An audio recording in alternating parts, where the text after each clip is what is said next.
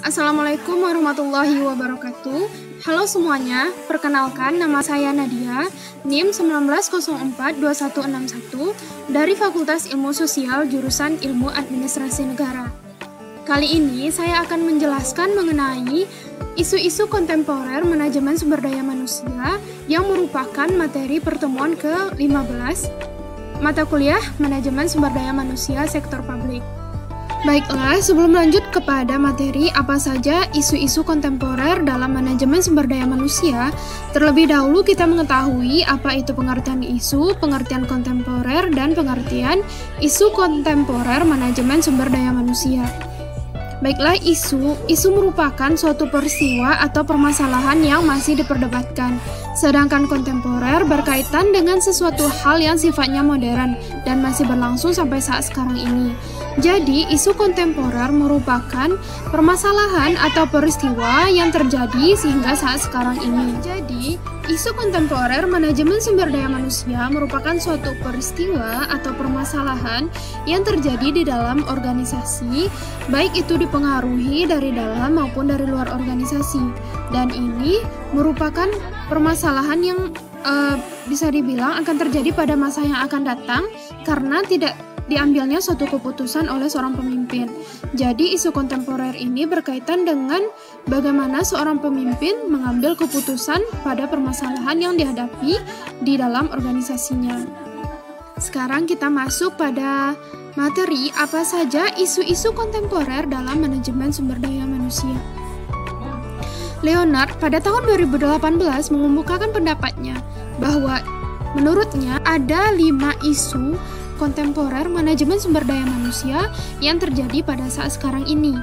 Yang pertama, pendapat Leonard yaitu the gig economy. Nah, the gig economy ini merupakan kondisi di mana banyak pekerja, banyak karyawan yang memiliki bakat dan pada mulanya mereka bekerja secara tradisional. Akan tetapi, mereka lebih memilih untuk keluar dan bekerja sebagai freelance dan sesuai dengan keahliannya. Dan ini merupakan fleksibilitas bagi kehidupan si karyawan ini. Tentunya hal ini juga berdampak pada perusahaan karena perusahaan lebih bisa menarik calon-calon klien potensial dan biaya yang dikeluarkan untuk karyawan tentunya lebih berkurang karena karyawan itu sifatnya kontrak. Nah, pada hal ini manajer sumber daya manusia harus bisa mengembangkan kontrak jangka panjang kepada karyawan untuk bisa lebih mengembangkan bakat mereka.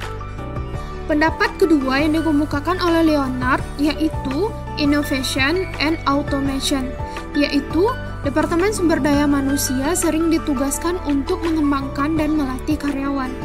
Dan ini berkaitan dengan kemajuan teknologi, sehingga karyawan harus bisa menyesuaikan diri dengan kemajuan teknologi yang ada.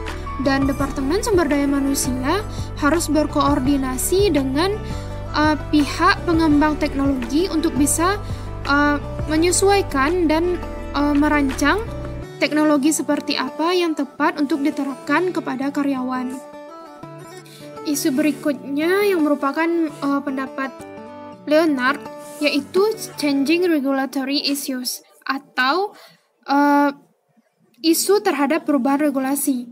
Isu terhadap perubahan regulasi ini merupakan isu di mana manajer atau organisasi harus mematuhi semua regulasi-regulasi yang ada, sehingga mereka harus bisa menghadapi perubahan-perubahan karena kepatuhan terhadap undang-undang, kepatuhan terhadap hukum harus dilakukan. Jika tidak, organisasi akan mendapatkan dampak berupa hukuman, sanksi, dan lainnya.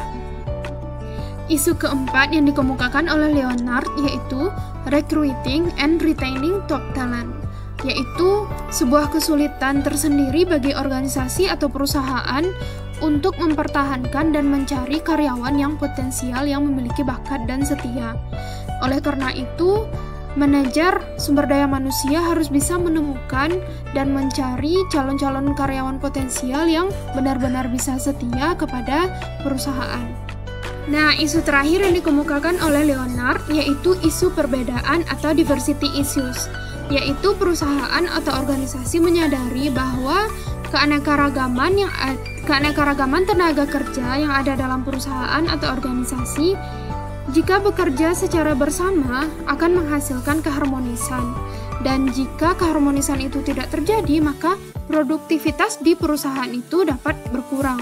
Sehingga perusahaan harus bisa mengadakan pelatihan dan lokakarya untuk menjalin kerjasama antara para tenaga kerja. Selain dari 5 isu yang dikemukakan oleh Leonard tadi, juga terdapat isu yang terjadi pada masa sekarang ini, yaitu tenaga kerja bekerja secara mobile atau freelancer. Mereka bisa berpindah-pindah dan bekerja di mana saja. Contohnya, seorang tenaga kerja bekerja dari rumah, bekerja dengan mencari jaringan internet yang stabil, dan bekerja hanya melalui media sosial saja. Nah, teman-teman, sekian materi mengenai isu-isu kontemporer manajemen sumber daya manusia. Saya Nadia, mohon maaf apabila ada kesalahan, dan terima kasih sudah menonton video ini. Sampai jumpa pada video-video selanjutnya. Terima kasih. Assalamualaikum warahmatullahi wabarakatuh.